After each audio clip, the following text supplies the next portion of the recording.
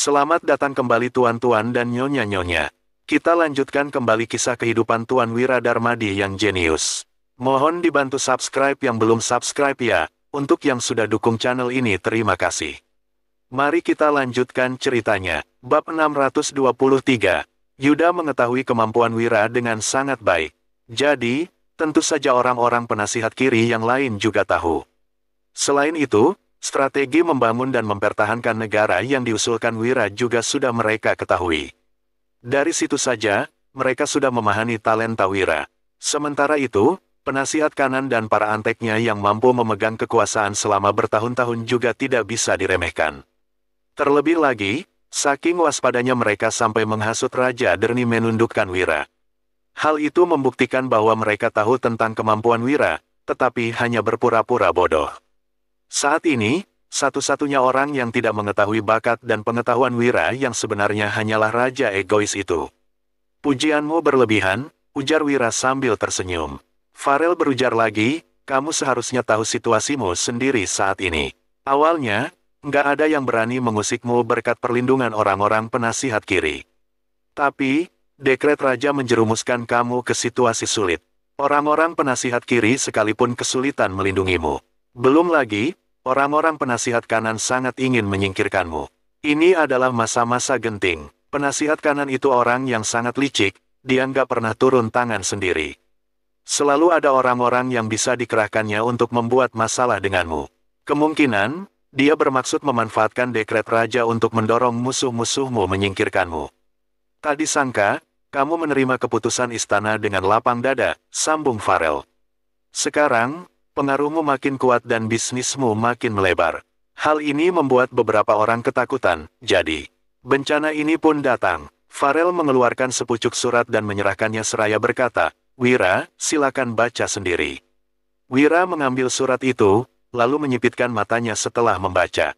Haha, rupanya begitu, gumam Wira. Surat itu tidak berisi banyak informasi, tetapi dari sana Wira tahu bahwa para musuhnya berencana menggunakan metode bisnis untuk menyingkirkannya.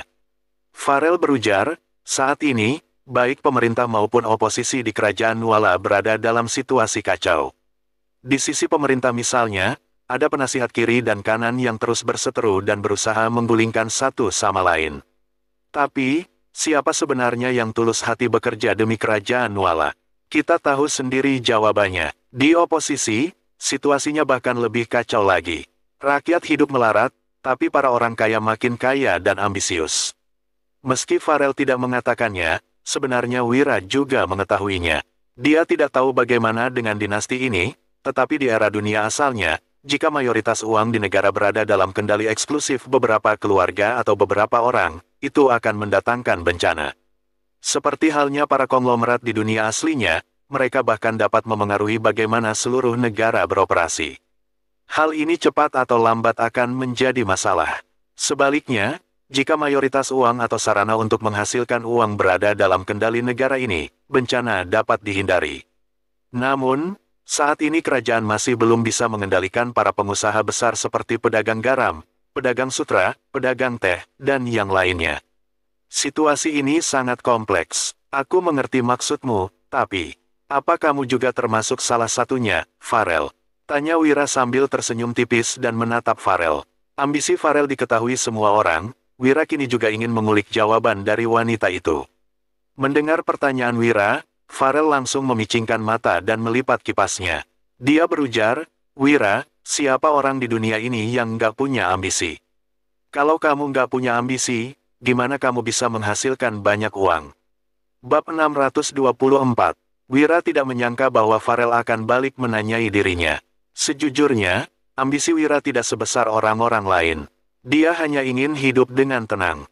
Soal uang, Wira memang merasa makin banyak uang akan makin baik. Lagi pula, tidak ada orang yang bisa hidup di dunia tanpa uang. Namun, jika dibandingkan dengan keluarga Barus, ambisinya masih kalah jauh. Keluarga Barus adalah keluarga terhormat yang memiliki banyak uang. Mereka juga pedagang besi terbesar di kerajaan. Keluarga Barus pada dasarnya menguasai kedua barang yang paling dibutuhkan saat perang pecah, yakni uang dan senjata. Dengan kekuatan sebesar itu, tidak heran jika mereka menjadi ambisius. Aku cuma tanya sambil lalu. Lanjutkan ucapanmu, ujar Wira sambil tersenyum. Farel melanjutkan, di luar istana, pedagang garam dan pedagang sutra dikendalikan oleh keluarga terhormat. Kebetulan, kamu juga terlibat dalam jalur penjualan garam. Sebagai pedagang garam terbesar di kerajaan Nuala, keluarga Larasati di provinsi sebelah tentu saja nggak akan tinggal diam. Jadi, mereka akan menjadi pihak pertama yang melawanmu. Selain itu, semua toko uang di kerajaan dikendalikan bersama oleh para keluarga besar. Biarpun keluarga Barus juga salah satunya, aku nggak bisa membantu dalam masalah ini, tambah Farel dengan penuh sesal. Wira tahu bahwa para keluarga besar memiliki hubungan yang erat, setidaknya begitulah yang terlihat dari luar.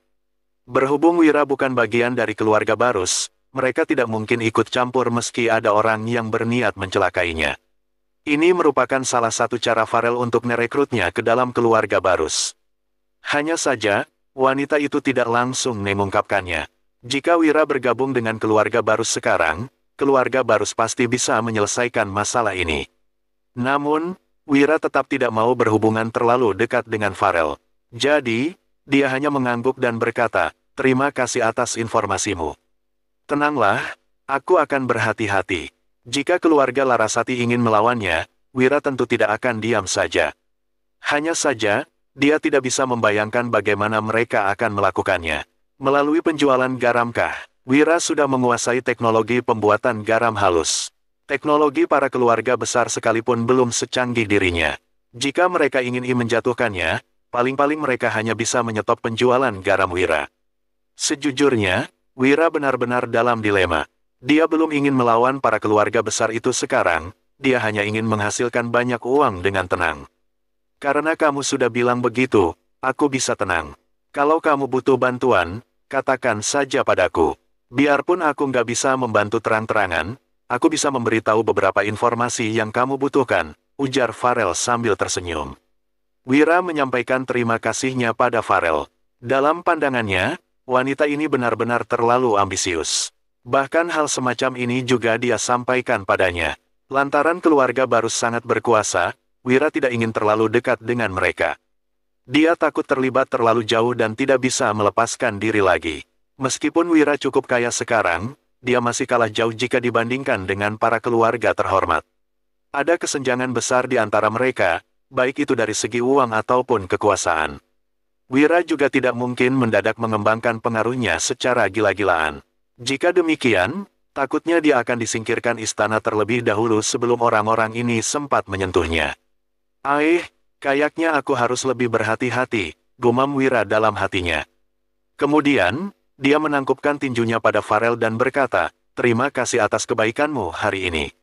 Aku pasti akan mengingatnya." Farel tersenyum dan membalas salam Wira. Setelah meninggalkan rumah bordil Vion, Wira mulai memikirkan strategi. Jika dipikir-pikir, dia tetap harus menjalankan bisnisnya. Dia tidak mungkin mundur hanya karena takut pada musuh. Jika demikian, Wira akan makin dipandang rendah, lalu orang-orang akan makin nekat mengincarnya. "Danu, apa ada yang bersedia mengambil alih pelelangan?" tanya Wira. Dia telah meminta Danu untuk mencari tahu. Bagaimanapun, waktu pelelangan produk kristal sudah dekat. Danu menggeleng seraya menjawab, "Nggak ada." Tadinya, banyak yang tertarik, tapi tiba-tiba semuanya sunyi senyap dalam 2 hari terakhir. Mereka cuma bilang ingin mempertimbangkannya lagi.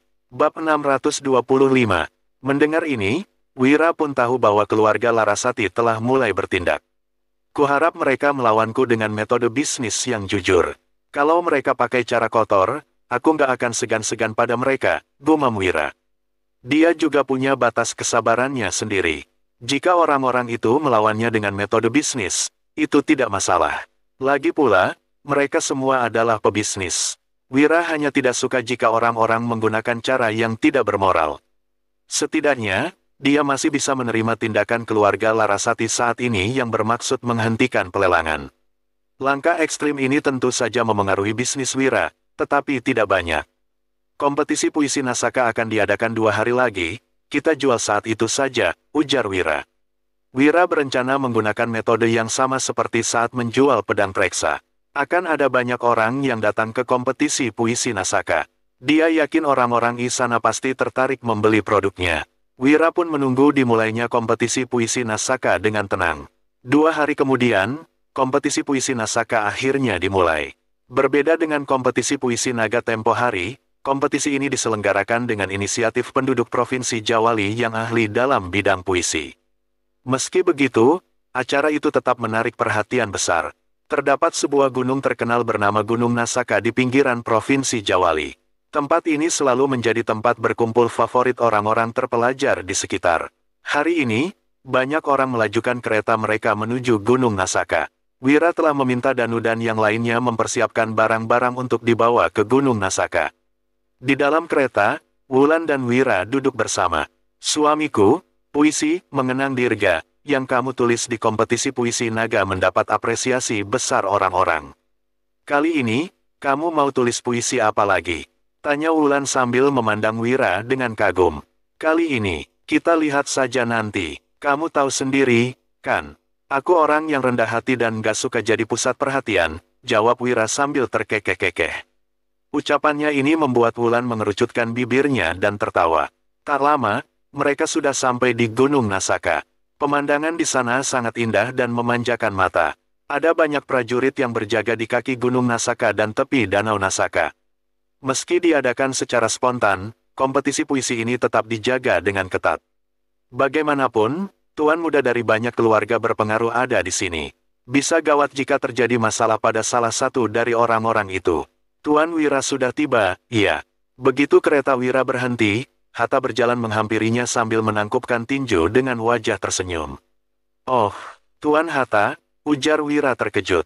Apa pria ini menunggunya? Di kompetisi puisi hari ini, Tuan Wira pasti akan sama briliannya dengan kompetisi yang lalu. Aku nggak sabar menunggu puisi Tuan Wira yang akan menjadi terkenal sepanjang zaman lagi, kata Hatta. Kata-kata Hatta ini membuat Wira bingung. Bukankah orang ini dan ayahnya memusuhi dirinya? Mengapa Hatta berpura-pura ramah begini padanya? Surat yang ditunjukkan Farel ditandatangani oleh Hatta, jadi pasti sang gubernur yang menyuruhnya mengirim surat itu pada para keluarga besar. Pujian satumu berlebihan. Waktu itu cuma kebetulan dan kali ini, aku datang untuk menjual barang, ujar Wira sambil mengedip-ngedipkan mata pada Hatta. Mendengar ini, Hatta sontak tertegun. Dia mendadak teringat tentang Wira yang menjual 3 bilah pedang Treksa di kompetisi puisi naga. Apa Wira hendak melakukan hal yang sama hari ini? Tuan Wira sungguh menarik, kata Hatta sambil tersenyum. Ekspresinya membuat Wira mengejap bingung. Bersambung,